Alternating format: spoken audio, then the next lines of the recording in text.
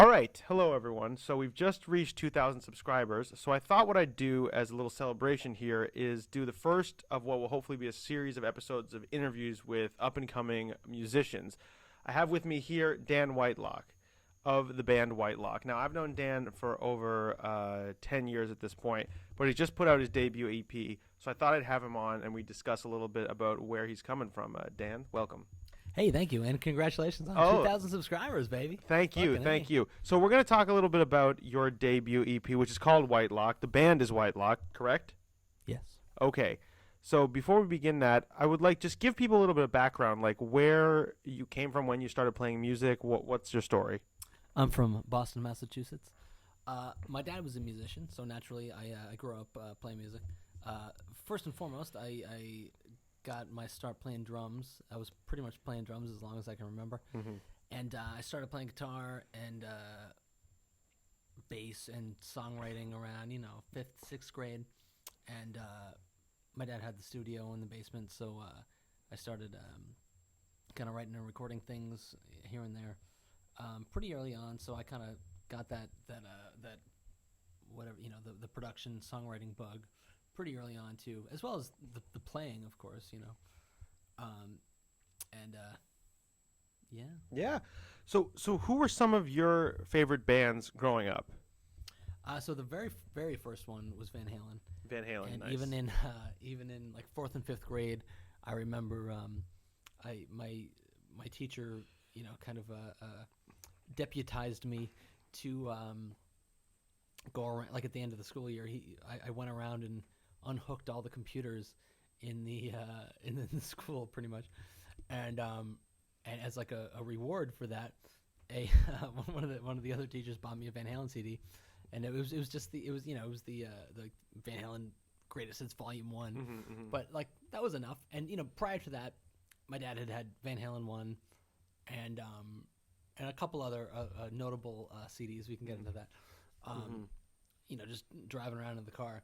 But that was like a big one, and getting that overview of mostly the David Lee Roth stuff, but a little bit of the Sammy stuff, and it's all good shit. So that was a big deal, and so that kind of got me going. Like initially, the later we get into my life, I got into like the emo thing. I was really into my chem in like 6th and 7th grade. Right. And then I got into like some more like metalcore stuff, like Bullet for My Valentine and Avenged Sevenfold. And then by the time I was in high school, Steel Panther kind of was pretty life changing, to be honest. And then they kind of got me more into the 80s stuff, because I was into some other kind of like 80s stuff also previous to that, but that they kind of made me get back into that stuff. And but there's plenty of 70s bands that I was also and still am very into, such as Kansas and okay. And then more recently I got into Alan Parsons and so in I guess Toto arguably could be a 70s and 80s kind of band. Technically Van Halen, Van Halen 1 They bridged the 70s. Is 78, yeah. They so, bridged the 70s. So they kind of started like the 80s thing, if you will. Yeah. But I will. well, yeah, hey, you wouldn't be the first. Yeah. And so, nothing is, even throwing anything into one decade is not necessary. Because, like you look at Journey, too, same thing, kind of thing. So, I mean, I know you, so I kind of know this, but it's fair to say a big part of your childhood when growing up, musical influences would be like 80s hard rock. Is that fair to say? Absolutely. Yeah. Yeah. So, on that note, now, you're an accomplished musician. So we're talking about hard rock here, but Dan has played everything from jazz fusion to country. You've done some classical composing, songwriting, the whole thing, right? This new EP, again, that's Whitelock by Whitelock, which is out now on all streaming services, correct? Indeed. What about this? What made you? So I guess this EP really reflects those influences from your childhood. This is a hard rock EP, is it not? Oh, absolutely. Yeah. And I think if you want to be really kind of surface level, you could say, it would be good for fans of Bon Jovi who like maybe Right. a little heavier, maybe a little more pop. Right. But it's hard to escape any influence really. And if you really want to get deep into the songwriting process, there's a lot of kind of subconscious things that go into it where, it's almost trivializing the songwriting process to even claim that you're trying to go for a specific kind of thing as far as genre is concerned. And I'm sure certain people write songs like that, especially maybe in like the pop idiom or something, like they're trying to go for a specific thing, but this it's not like I have any pressure from any major labels or anything. This is purely just an artistic endeavor from nowhere, really, and so it's like it's only my own sensibilities that whatever I'm writing is contingent upon. So, and I'm pretty open to whatever. So, it's hard to say that I specifically was going for a certain sound. Obviously, I gravitate toward certain things, and I think in the large canon of tunes I have, maybe certain ones make more sense together. So that's why I decided to kind of record them together and group them together in a context that is an actual a record, cohesive right? release. Yeah. Yeah. So in that regard, yes, but yeah. So fans of a lot of the classic 80s bands like Bon Jovi, perhaps fans of even Guns N' Roses, fans of these kind of bands, they would find something to like in your EP. Yeah, absolutely. Yeah, I think so. So give it a listen. If you don't like, it's only 22 minutes long. If you don't like it, if you don't like it, just delete move it. on. Just move on. If you like it, keep listening to it. Exactly. That's the correct approach to have. Now, you recorded this entire EP on your own. You handle all the instruments. Yes, it was me and an engineer, David Minahan. Dave Minahan. Shout out Dave Minahan. Woolly Mammoth Studios, Waltham, Massachusetts, for now. I programmed the drums, programmed the keyboards at home. I recorded some of the woodwinds at home. Yeah. But yeah, I recorded everything there, and everything you hear on the record is me in some form or another, really. And I've gotten bands together to play the stuff live, and I definitely plan to do that in the future a lot more, and to tour and do festivals, and it'll be that's kind of what I'm going, what I'm aiming toward more so in the future. And so you're a professional, working musician. For people who don't know, you work on cruise ships, but not just that. You've toured with some notable bands in the maybe we could call it the sort of contemporary 80s hard rock scene, like Wild Street, for example. Yes. Yes. So and Ethan Brosh, of course. And Ethan Brosh of Joe Stump as well. And also Jakey Lee. You've toured with Jakey Lee. We've opened. Yeah, we were with Ethan. We were opening. For right. him, yeah. So you've been involved in this scene for a while now, and you mentioned playing some festivals. Any plans to get out there with your own band on the road? Oh, of course. Yeah. And that's kind of the whole idea with this is kind of like the first step is having the actual product, for lack of a better word, which is the music, which is the this EP and then subsequent EPs as well, and even though I played everything on the record, the real point is bringing it to the people, because a lot of the stuff stems from playing it live, or at least the desire to play it live, like that rock and roll impulse, that the vibe or the the energy that you want to evoke is best expressed in a live situation. And getting together a group of like-minded people who really understand the vision and really are willing to learn all the parts like they are on the record, and really, and certainly bring their own perspective to it also. That's what makes it like a band.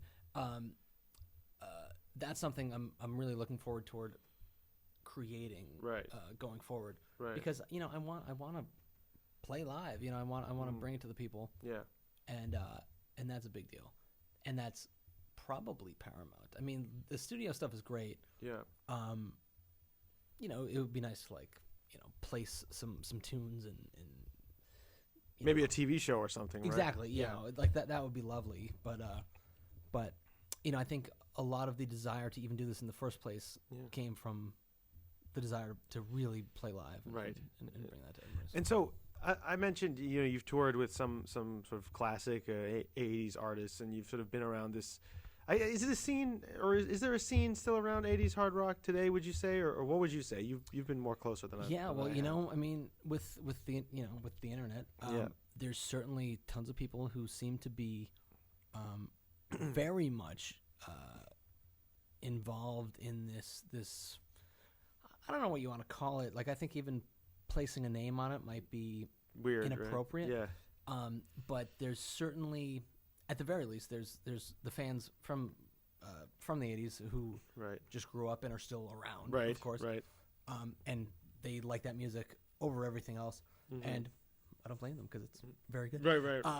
And so, and then there's somewhat of a younger generation who kind of appropriates that, and that's great too.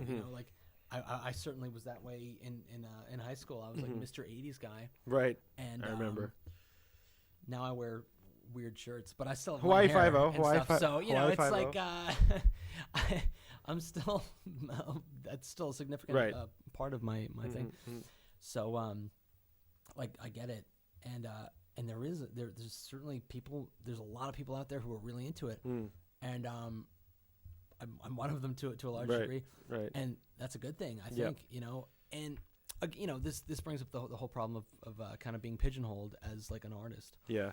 And of course, everybody wants to be timeless, and I think I'm trying to do that to some degree, but I am really influenced by a lot of the 80s stuff. Sure. And that it is what it is. Sure. But I'm not necessarily going for that. Oh, I just want to be like another like 80s kind of band, like retro band. As sure. you've codified it. Yes. And but there are people who are into that, and like I've said, it's like nowhere that's documented because Nate deleted the video before, but it was an accident. This may be our second take, but we didn't want you to know. But I guess the cat's out of the bag. This may have been a second take. But anyways, as you were saying.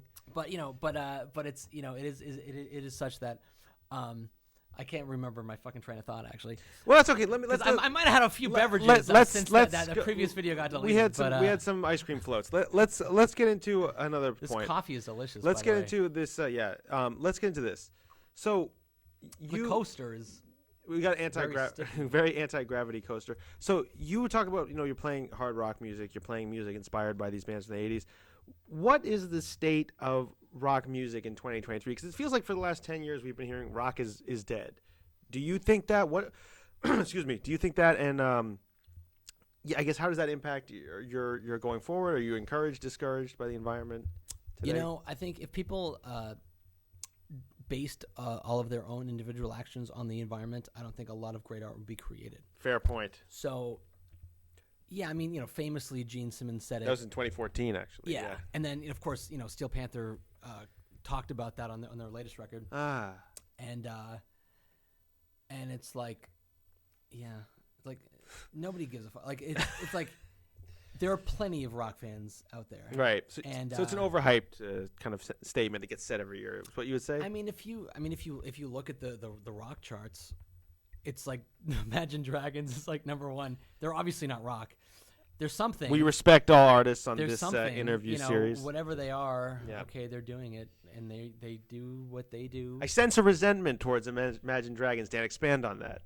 I have nothing against them. Okay. I have something against the, I don't know, maybe apparatus that deems them rock. This is juicy certainly stuff. Not rock.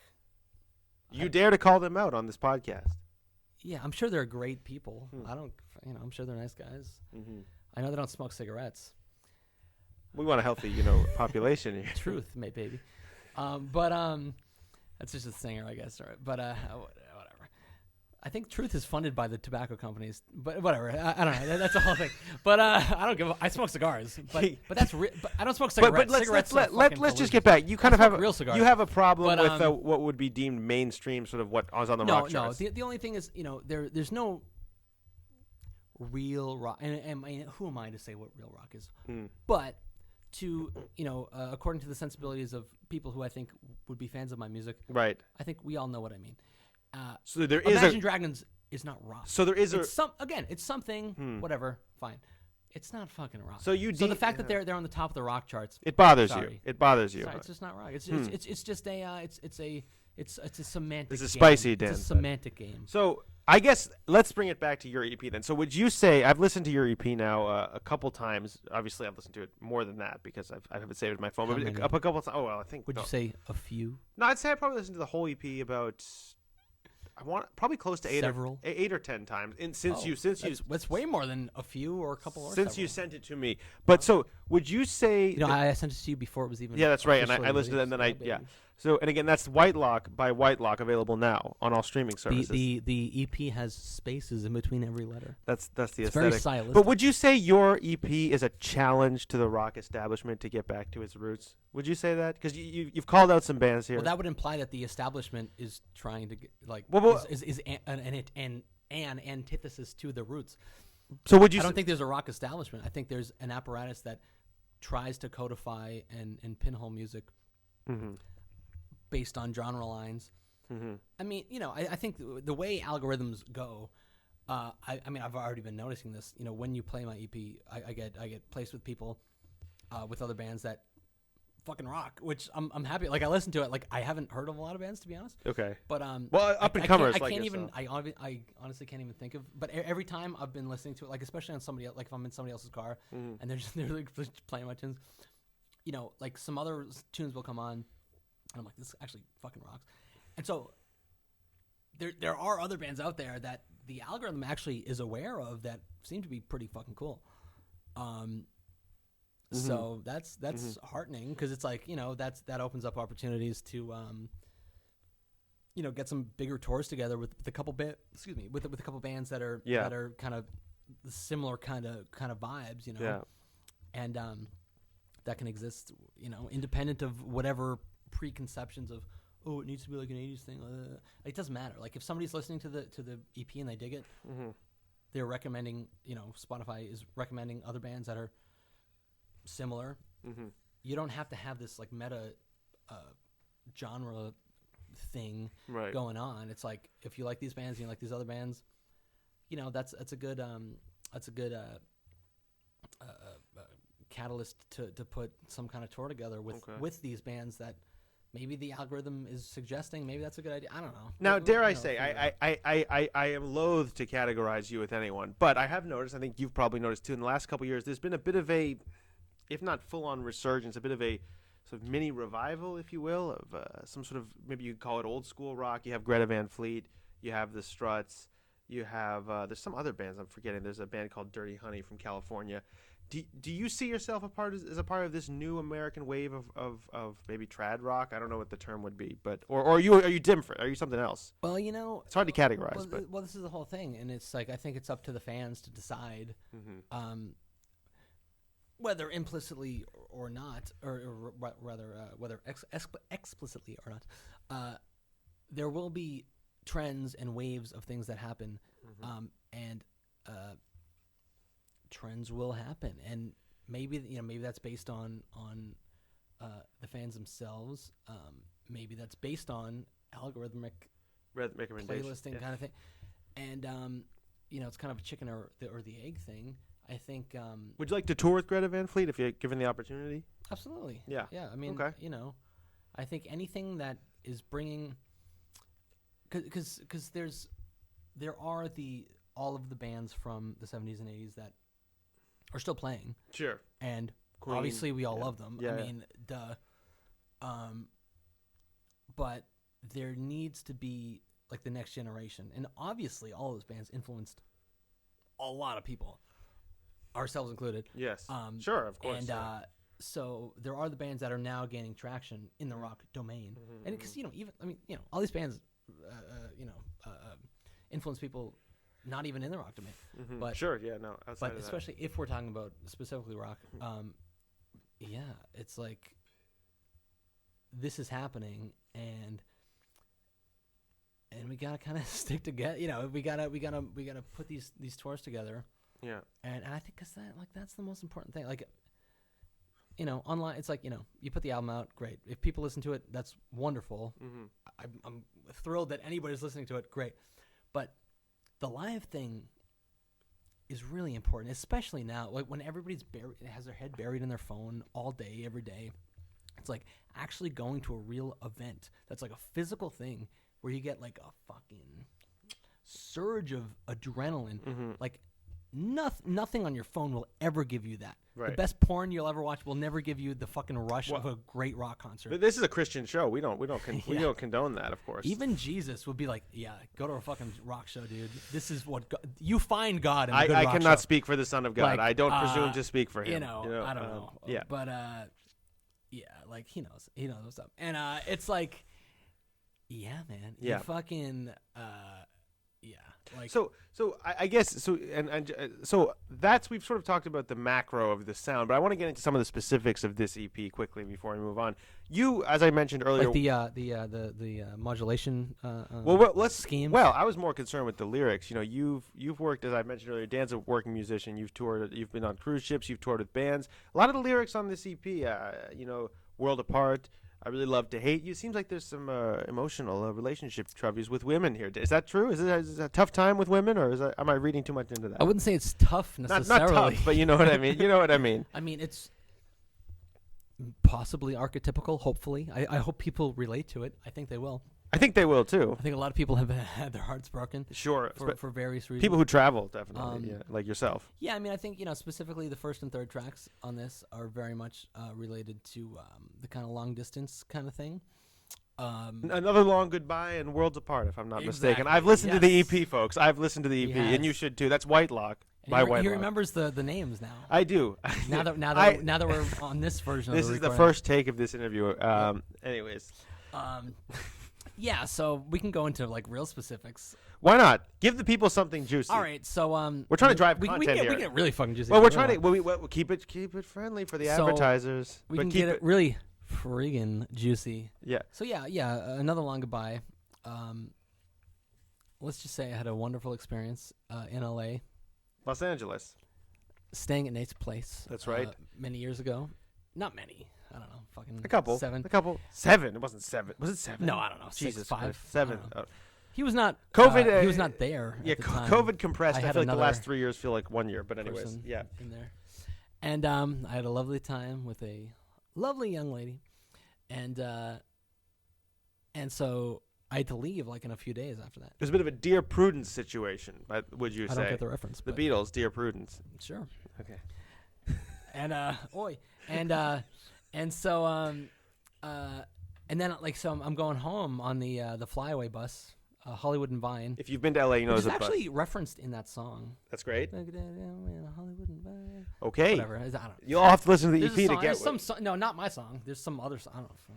You have to listen to that. It's like a electro swing thing, whatever. And so I originally harmonized it in a lame way. Like if you're a musician, you'll understand. It was like kind of like, so if you know the song, it's like, G, A, B minor.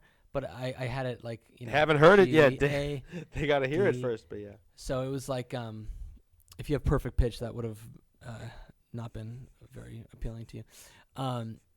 Maybe it was, I don't know.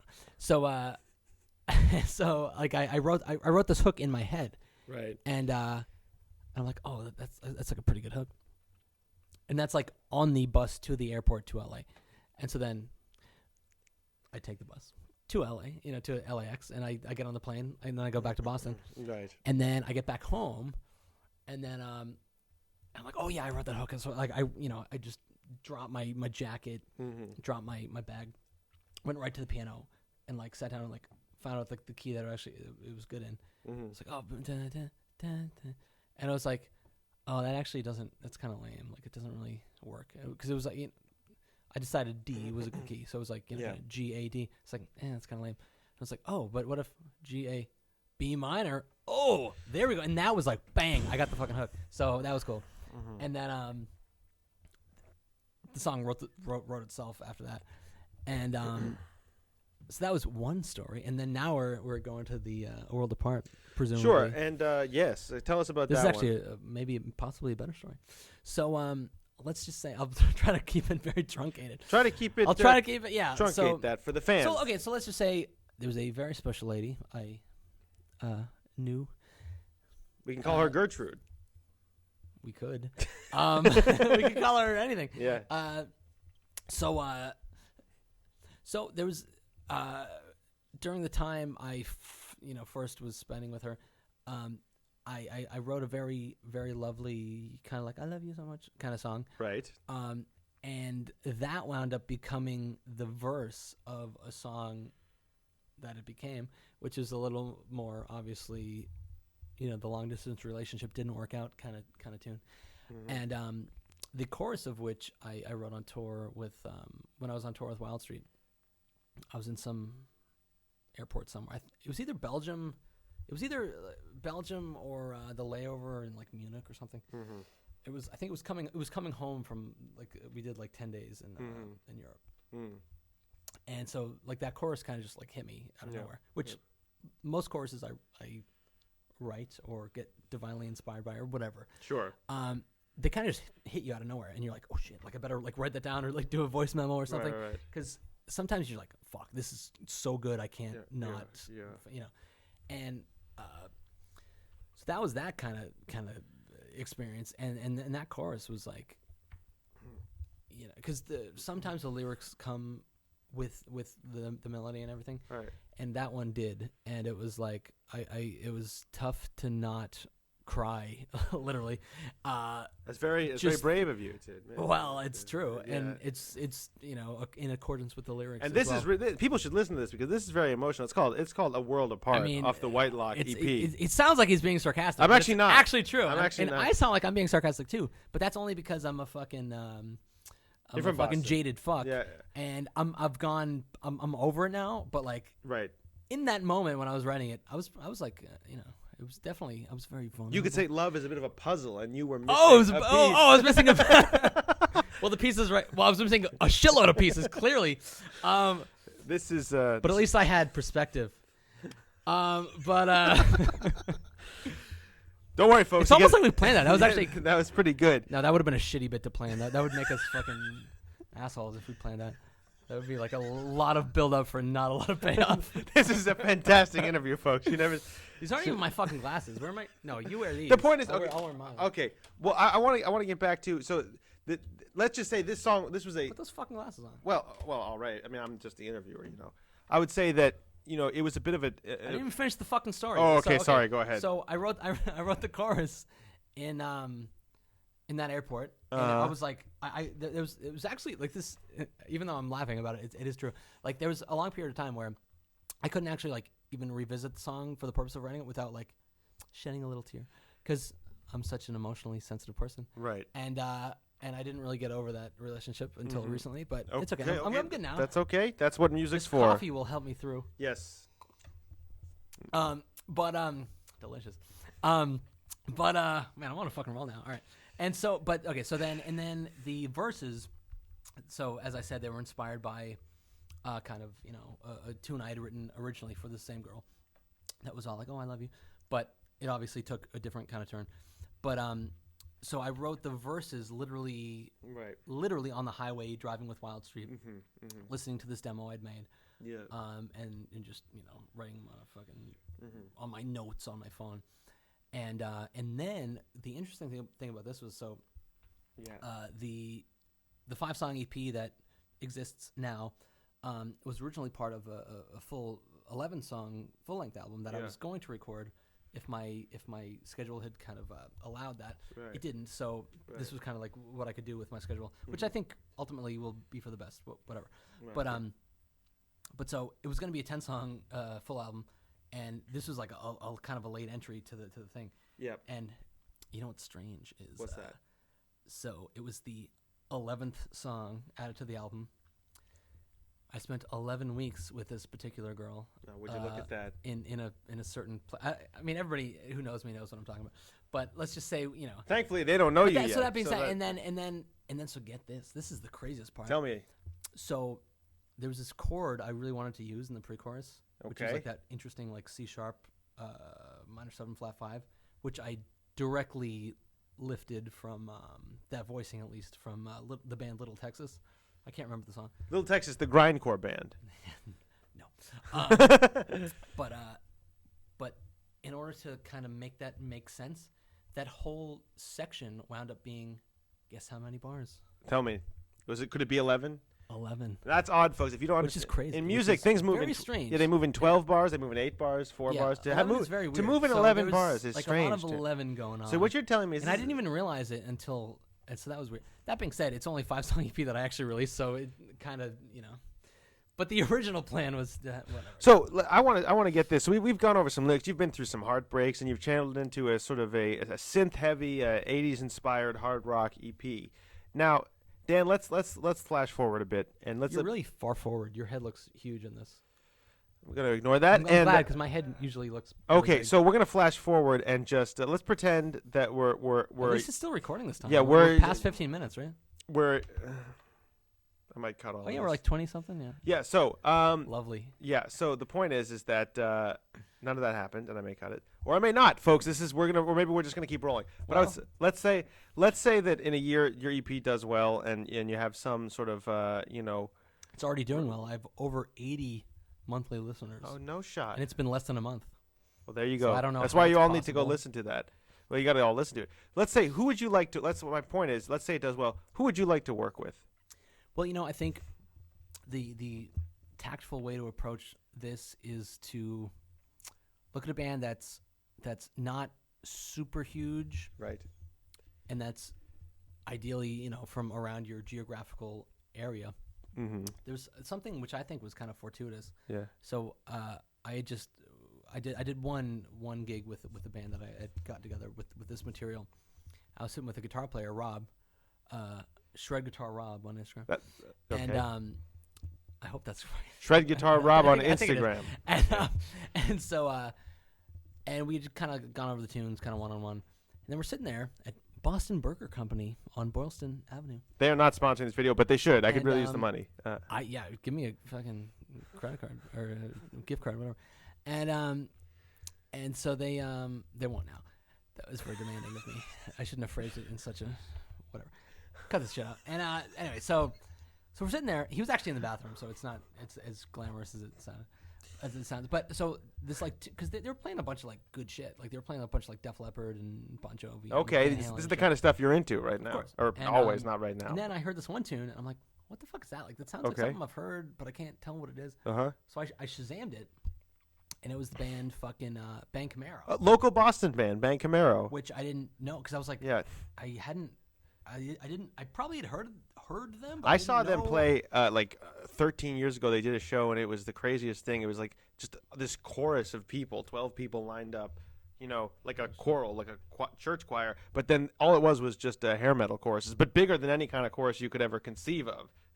That's the band you're talking about? The hooks were certainly there. Yeah. I was like, who the fuck is it? And I heard him because I was like, this sounds like. Berkeley Berkeley grads as well, I believe. Yeah, I believe so. I don't quote me. I think that's right. Boston, I think that's right. But Bang Camaro, contact this channel and let me know. Hey man, because I looked them up. I'm like, and I was like, well, they're from fucking Boston. I'm like, that's cool, and they're still releasing stuff, and I'm like, that seems like. They had a song on Guitar Hero. That's what I remember in 2007 or 2008. I remember they had a big song. One of their songs ended up on Guitar Hero way back in the day. Oh. Was it Pleasure? I think it's was it Push Push? I believe so. Because that was a tune that was on the that. And you enjoyed that, so you'd like to work with them, Dan. They're kind of a very deconstructionist version of an arena rock band. Kind of interesting like that, huh? I mean, they have big fucking hooks, and that's what we do too. So it's like. Well, me. It's I'm just a humble me. interviewer. I mean, we like live. There's other people involved in my project. Right. But on the record, I try to do the big hook thing. So fascinating. And so they seem kind of like in the same vein, and like. It was kind of just like a weird coincidence that it was like I'm hanging with like this dude who's gonna be playing guitar for the live show, and like this band I hadn't heard of, until then, came up, and I was like, this is some good shit. So that'd be great to. So Bang Camaro, if you're watching, Dan Whitelock of Whitelock. I mean, I'll send you a message on Facebook maybe when I'm ready to. Okay, Facebook. How about Instagram? And stuff. Yeah. And, Okay. So. So I feel like we've learned a lot about you. We've learned a lot about this EP. If you're a fan of like 80s, I've learned that it's really bright in this room. if you're a fan of 80s big hard rock, this is the EP for you. But that's not all, because you have another release planned, right? Well, yeah. Well, like I said, the whole recording process was basically tracking 11 songs with Dave Minahan at William Mammoth Studios and William Mammoth Sound, excuse me. And so at this point, I'm thinking I'm going to be doing another cruise ship contract for about 4 months. So when I come back in the summer, the plan is to release the song "Summertime in the City," which Summertime in the City, not the classic Love and Spoonful song. Hot down, summer in the city. It's a different. This is summertime. In the city, summertime in the city. Distinctively different. Okay. But it is a summer hit. It's a little more of the kind of acoustic vibe. Actually, man, and fucking the studio had a 1969 Gibson. You got your first real 6-string, huh? Didn't you? Well, it's not mine. It's fucking Hummingbird. Okay. 69 Hummingbird. Which is like super duper warm, and then there's this really nice Martin from like the early 2000s, which was like on the brighter side of things. And you played this on the record. I played both of them I played everything on the record. Yeah. But lovely selection of acoustics. So when will this release date be for the next batch of songs, Dan? Okay, so I don't have a specific date, but the single. So the plan right now is to do one single and then another 5-song EP within the next year. So the one single will definitely be done before the summer is over, because it is a summer song. Right. It's called "Summertime in the City." Okay. Anybody who has heard me, anybody who's seen me play live, you've probably heard that song. Excuse me. Whether as band or solo. And that's a summertime tune, so I got to do it in summer. And then the other 5 songs are also 85% finished. So that'll be released. Okay, and now, well, how about we do a little bit of a rapid fire section here? So, all right. So I'm gonna throw out a quick question. You give me an answer. All right. Favorite album of the last year? Doesn't have to be necessarily from the year, though. Does it have to be out yet? Can it be like 2 singles are already released, but I know it's gonna be awesome? Sure. Steel Panther, obviously, 1987. You choose Steel Panther. Okay. Well, all right. Best. Favorite. Favorite song of the last year. I don't know what's been Never Too Late by Steel Panther. You say Steel Panther. Okay. All right. I'll just throw it. Now we're gonna go rapid fire. Billie Eilish or Olivia Rodrigo, musically.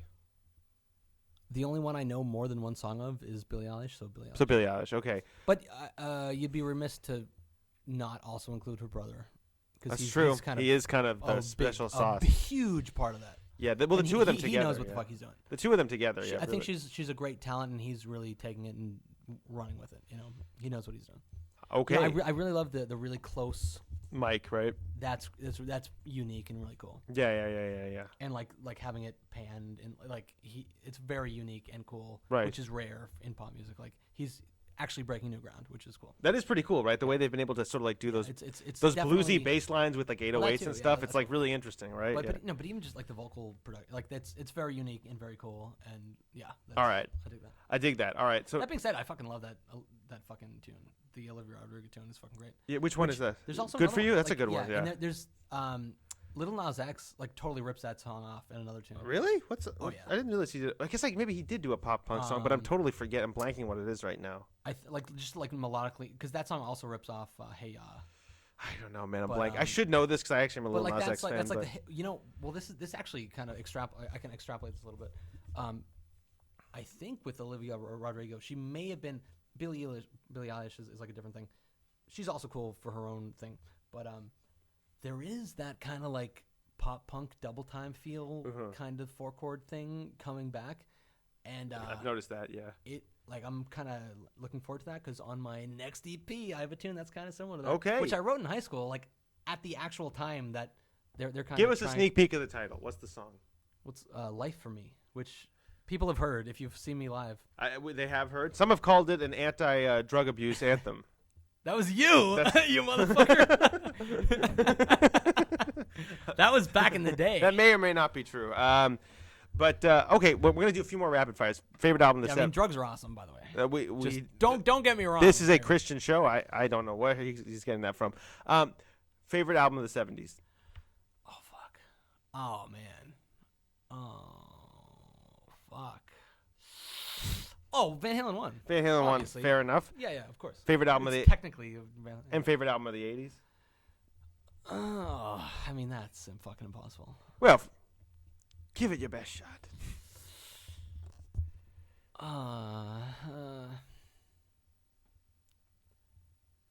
That's fucking really tough to say, actually. There's a lot. I would say like only because it's in like my top 5 altogether. Yeah. And it happens to be from the 80s. I guess this isn't true. Like, I mean, Operation Mindcrime is up there. Queensryche, yeah. We'll go with that. There's so many though. That's well, all right. That's one of a lot. I'll give you an easier one. Favorite singer of all time. David Coverdale, of course, is up there. David Coverdale of Whitesnake and Deep Purple, actually. Yeah. Yes. Lou Gramm is also pretty high. Lou Gramm of famous band Foreigner. But I mean, I think DC is my guy. Okay, David Coverdale. Favorite guitarist of all time. I mean, you can't not say Eddie. Edward Van Halen. That's fair. That's a fair point. Favorite drummer? Do you have a favorite drummer of all time? Well, it depends what genre. Because, like, I love, like, the fusion guys, of course. Chad Wackerman, Lenny White, fucking Billy Cobham. Sure. Vinny, of course. All those fucking guys. Okay. For the rock thing, Tommy Aldridge, definitely. Cozy Powell. Like, all those kind of guys. Like, anybody who's, like... This is some quality those, like, stuff ringer, that people don't... Those, like, ringer guys who are, like, in all the big bands. Because like this is kind of like the thing. It's like there's a whole mentality where, you like a band, so therefore you like the guy in that band, and it's like, yeah, okay, I get that mentality. But if you're like a real musician, like a real player, you kind of understand that, there's like a cadre of like ringers, right? And if you're like an instrumentalist, you should be looking up to like those people and kind of like trying to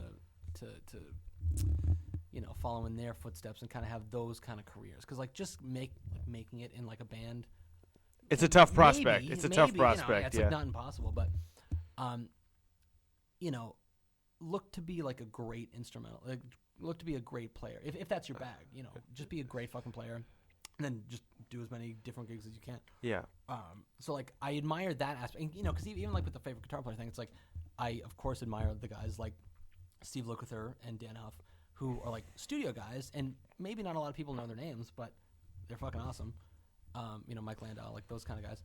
And it's like, they are, Steve Stevens, and it's like, they're just great fucking players. And it's like, obviously they have like associations with bigger bands, but they did a lot of other stuff also. Yeah. Because they can. Right. Like a lot of guys who are just like the guy in that band, they can do that thing really well, but they can't necessarily be like a great, well-rounded musician. And I think if you're like a player, you should try to strive to be like a great player who can be, who can excel in multiple, right. Field, multiple so venues. Last thing. This is a fun one. This is the last one. Favorite band from our local hometown of Boston, Massachusetts. Vandal, obviously. I don't know that one. Try. Well, they've disbanded. Yeah, strange. they disbanded in. Never made a record, 2010. I guess. Well, we made records. Nobody's ever heard them. That's true. That was the band Nate and I were in back in high school. We were, and it was a power trio. It was all Cyndi Lauper covers, really. It was a pretty good time. I must have been on drugs. Yeah, it was a pretty good time. I don't remember that. But is that your answer? Not Extreme or Boston or something. My favorite band from Boston is Whitelock, obviously. That's the correct answer, folks, and that's where we ended. So, I will say the EP, the debut EP from Whitelock. We have Dan Whitelock here. It's out now. Go get it. The whole time. Go get it. I feel like I'm not relaxed. Like my shoulders have been like very high. Well, Dan, we can't all have shoulders. This is how I look with my shoulders relaxed. By the Follow him on socials. Give your socials out now. Yes. My personal is at Dan_Whitelock_rocks. Okay. And then of course at Whitelock Band Official. This is Instagram, right? That's Instagram. Give us your YouTube. That's also Whitelock Band official. And then TikTok is What Dan Does. Now that is deep. And then Facebook, Dan Whitelock. People can friend you on Facebook? I'm actually I think I'm at the limit, but I'm in the process of deleting people if they post stupid shit that I don't want to see. I'm just like, fuck you. So you might have some luck, people.